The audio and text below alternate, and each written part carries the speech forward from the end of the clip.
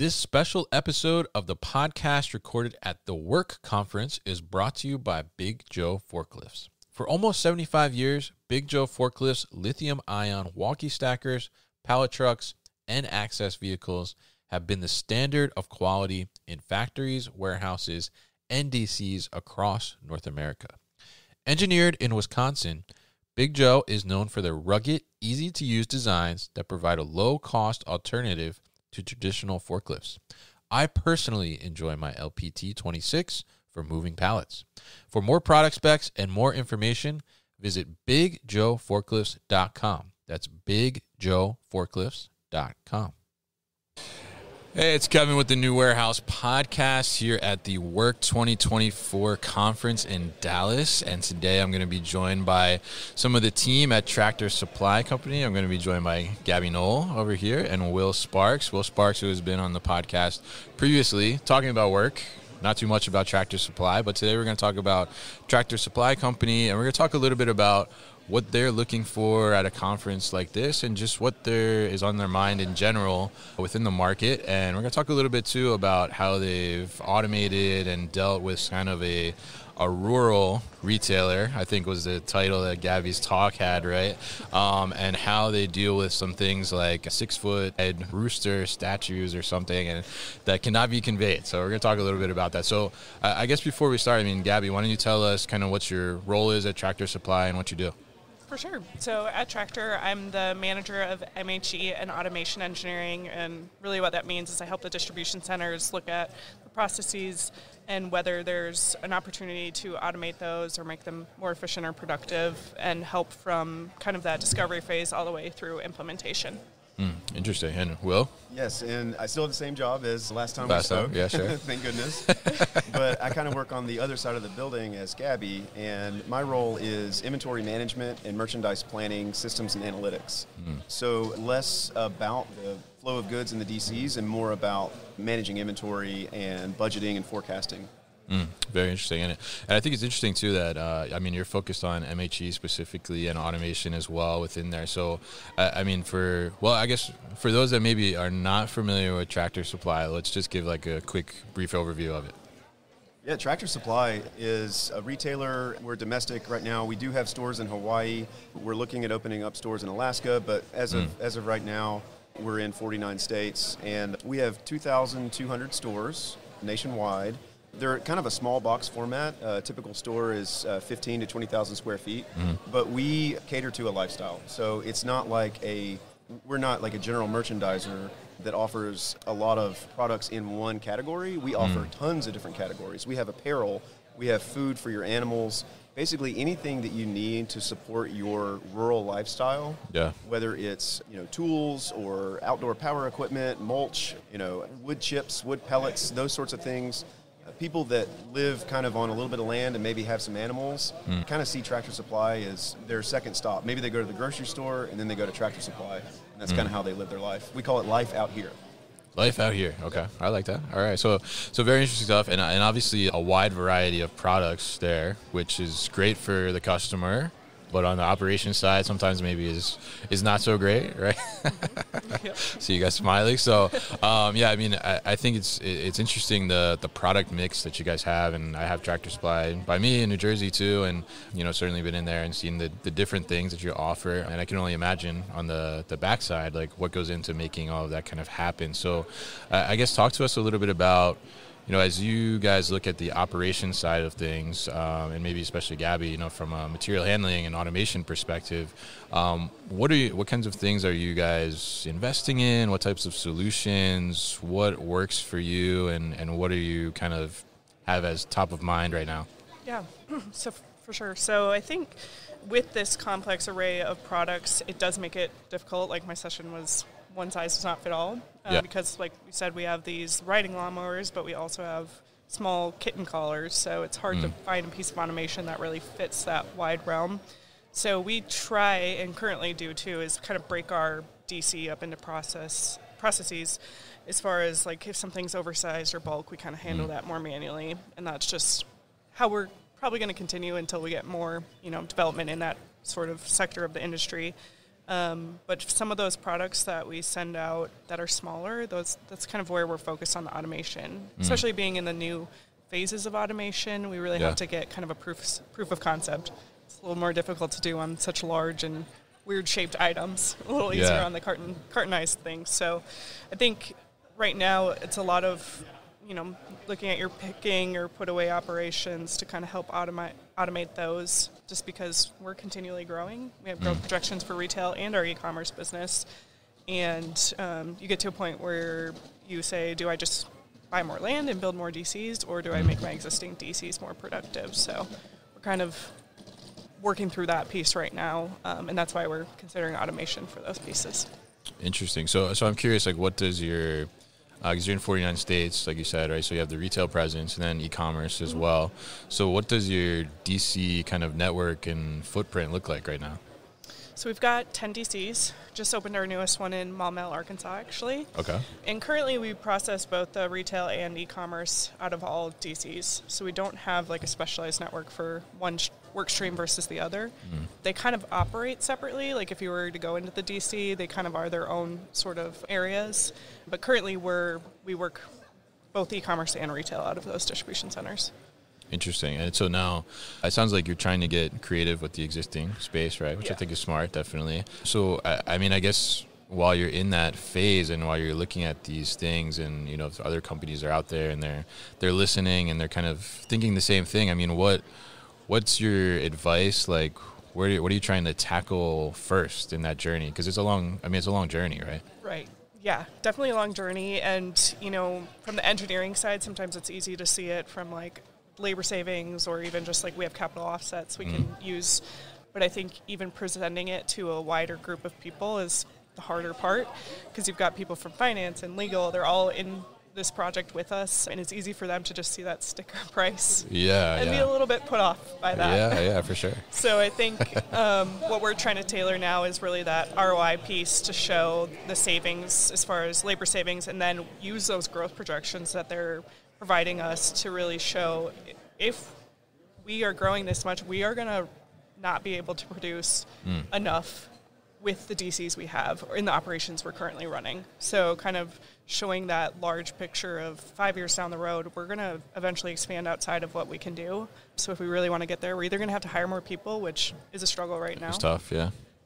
Or look at automation. So the sell is there. I'm not going to say like it's not that hard of a sell, I think, for us, just because it's easy to justify from the labor savings alone, but also for us, we have some mechanization in our DCs that if you look at a more automated system, we can kind of replace that, and that cost then goes away too. So.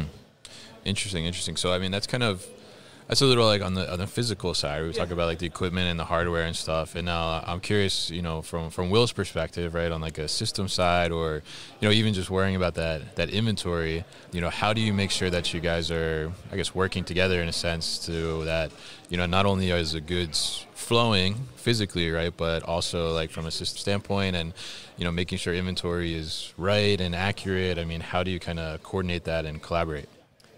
That's a great question. The inventory strategy that we take on various categories, various different product segments, is tightly connected to our capabilities in the DCs. And as capabilities change in the DCs, when we implement new solutions, when new forms of automation are made available, it opens up opportunities for us to consider different flow paths.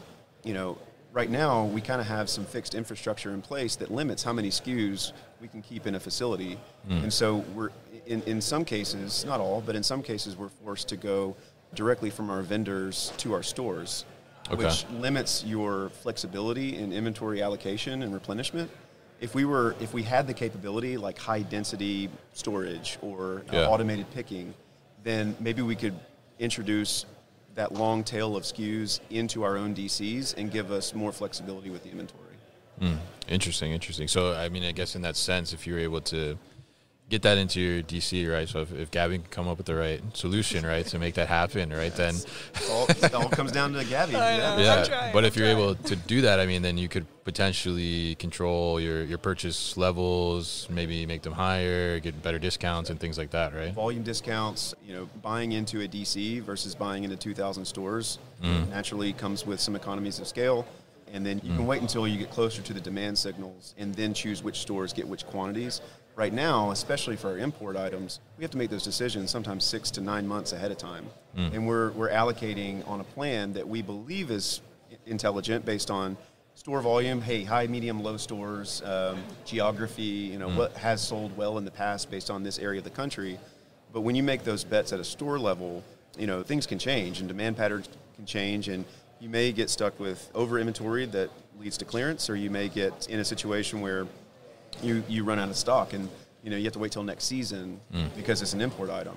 Again, with the DCs, you get more flexibility in how you deploy that inventory. So as those capabilities evolve over time, obviously the inventory team, our supply chain planning team will work with Gabby's team on making the right fit for inventory storage and replenishment out of our DCs. Interesting, yeah. It could be tricky too. Like you said, we're more of like a small box store. We don't have like the capability to have all the storage in the back rooms of our stores either. Yeah. So finding that balance of like having to predict it 6 to 9 months in advance, but also making sure like on that day they have the inventory they need can be tricky. And we send a lot of stuff to the stores from our DC as well. Yeah, and it's interesting. A lot of the decisions we make in the supply chain and the way that we order inventory or the way we handle it in the DCs is actually to the benefit of the stores, because if you think about it from a customer service or even like a cost perspective, there's more expense tied up in those stores than there is in the DCs. And so we will make decisions that are actually counterproductive in the DC for the benefit of the stores. And some of that can be the way that we pick and load, the way that we segment the inventory, so it's easier for the store teams to then recover the shelves. And I think, to Gabby's point, we don't have big back rooms. It's not like a warehouse inside the store. It's a real small area, and so once the store receives their truck from the DC or one of the vendor direct trucks, they have to put that stuff away very quickly. And the easier we can make that process for them, the better off we all are. Yeah, absolutely. And I think that's, like I've worked for a company before where we did some of that stuff in the DC, like from like a slotting perspective and how we would pick those replenishments, and which was definitely more of a pain for the DC than the store. But it makes so much more sense because, when you're looking at the store, right, that's your customer facing perspective, and you want to get that stuff on the shelf as quickly, as accurately as possible and out to the customer to be able to sell.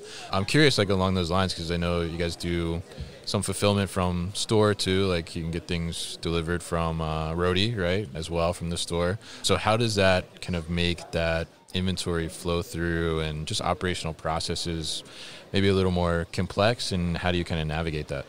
It can be complex on the order management side. When you look at our e-commerce sales, I think like 70% of them are some form of buy online, pick up in store. And then we have the ability, as you mentioned, to deliver from store.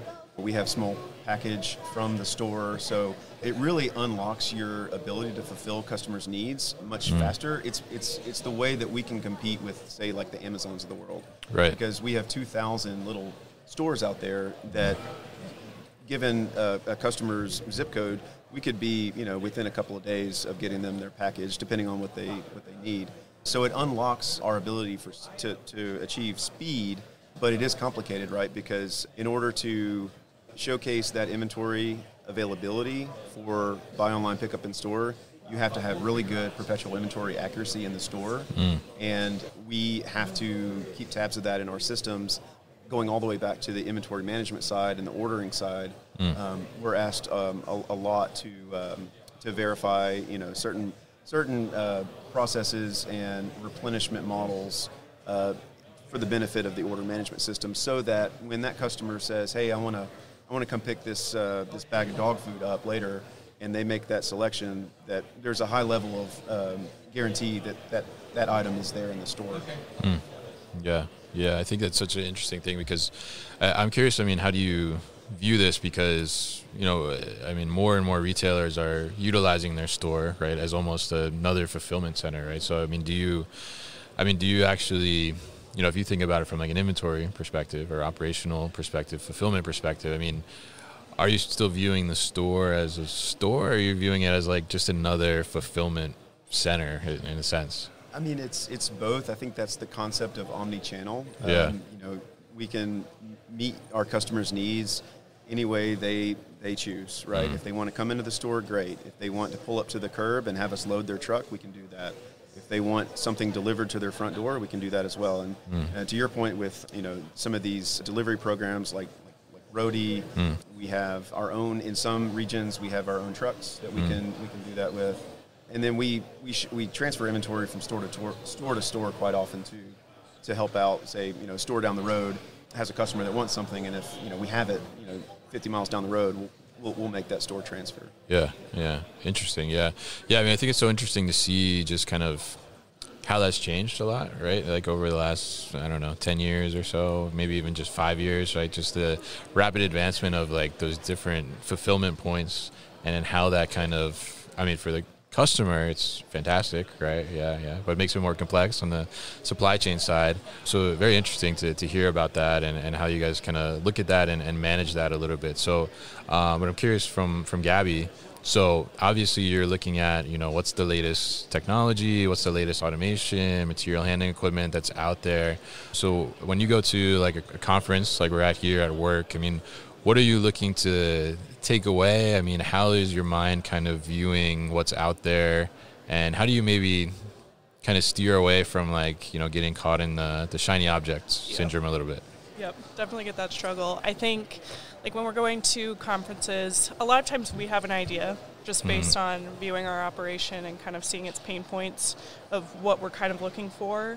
I think there is a piece of it too where there just are going to be operations within our facility that are not meant for automation, and it's nice to see the development with that throughout the conferences. But I think like what we want to do, especially being in those newer phases, is look at some of those more simplified automation technology, whether it be goods to person or robotic palletization, but more on like the cartonized side of it. So we're definitely looking at some of those technologies, something we can easily provide a proof of concept for to kind of prove that automation is the solution for us. I think there's also a piece of it of looking for vendors that have that room for growth and innovation as well, because we may be looking for that proof of concept right now, but 2 years down the road, we may be looking outside of that. And so if we can do that within the same sort of OEM or integrator, it makes it easier on us. A piece for us that's sometimes a roadblock is that system integration piece. Yeah. So if we've already seen that integration with an existing project we have, a lot easier on our side and our IT team to kind of implement new projects beyond just the first one we do. So kind of looking at, how those companies are innovating, what their next steps are, if they are in the process of kind of beta testing one thing, what the future of that looks like, I think is all things we're looking for. Interesting, yeah. And I'm curious, like from that perspective too, like you said, like maybe as a proof of concept or something that works for you for like the next 2 years, and then something changes. I mean, how do you kind of look at some of these solutions and start to evaluate things like that? Like if I'm going to make this investment, like is it going to be here for me like 5 years from now? Is it going to work for me? Am I going to have flexibility? I mean, how do you kind of maybe pick that apart a little bit and try and get that determination? For sure. Yeah, like one of our latest projects, a big thing was flexibility and scalability. We have our growth projections, but sometimes that doesn't exactly go to plan. I mean, we've got the COVID, we had that e-commerce boom that, we're not predicting something like that to happen. So you always want that piece of flexibility, and that's definitely a big component for us when we're looking at a piece of automation. I don't think our core business is really going to change that much, so I think we have a confidence in, providing a solution for, like, if it's goods to person, for some of our products that are capable of that. I don't think that is going to change that much. If anything, we'll just add SKUs. So I think that's that scalability piece that's important to us. And we don't necessarily want that scalability to be like, you have to shut down the whole system, and then we're going to add on. Because a lot of times, like I said, we're looking at retrofits now, and that adds its own complexity. Our operation still has to run during those times, whether we utilize other DCs to help with that or kind of work within those dark hours. That scalability piece, which we've seen a lot of at the conferences now, that people are saying they can just add on aisles or add on stations, and it seems very simple, and that's a big sell for us, just because we want our operations to still be able to work while we're working on projects like this. Interesting, yeah, interesting perspective. I think, it is very interesting because, like you said, you don't want to ever have to like shut down, right, or have downtime, right? Yeah. That's kind of like the curse of the DC, right? Like you don't want that to happen. It's definitely bad. So like having that flexibility and looking at solutions, I think makes sense, where you can add on and, do that while your existing stuff is still running and still going. So when you look at that, and, I've heard and attended some talks at other conferences and things where, we're talking about kind of data alignment and data cleanliness to be able to prepare yourself to start to implement some of these newer technologies, whether it's automation or even like AI or something like that. So I'm curious, from your perspectives, like how have you kind of ensured that your systems and your data is foundationally sound and in place to start putting like these building blocks on top? Yeah, it's a big lift. Yeah, I think that data integrity is its own challenge.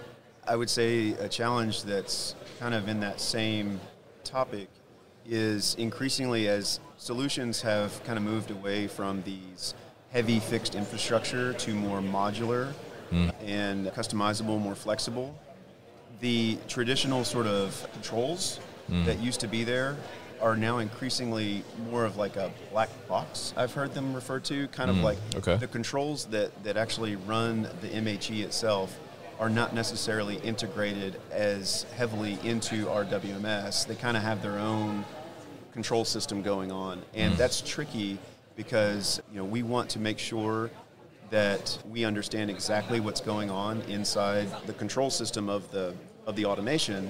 And when it's integrated directly into your WMS, then you have that visibility, and you can check and audit, and you can kind of manage that along the way.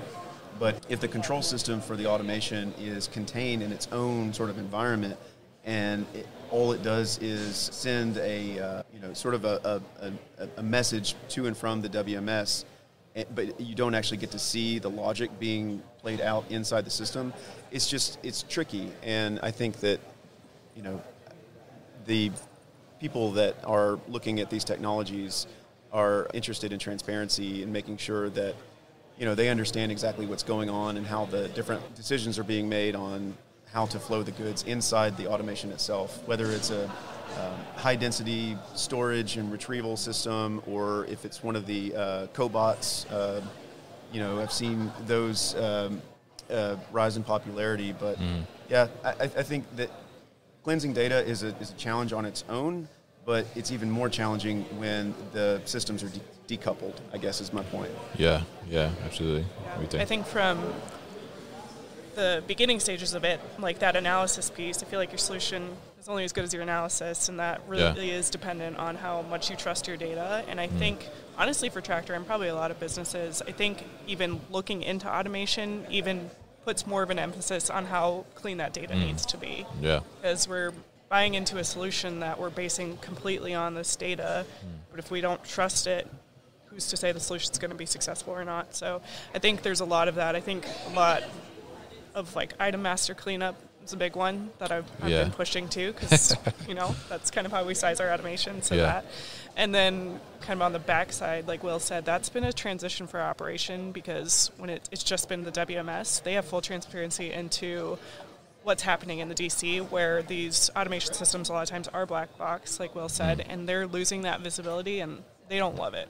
Yeah, which I get, So kind of working with them on whether that be through reporting or the interaction between the WMS and this robotic software, it's been a tricky transition.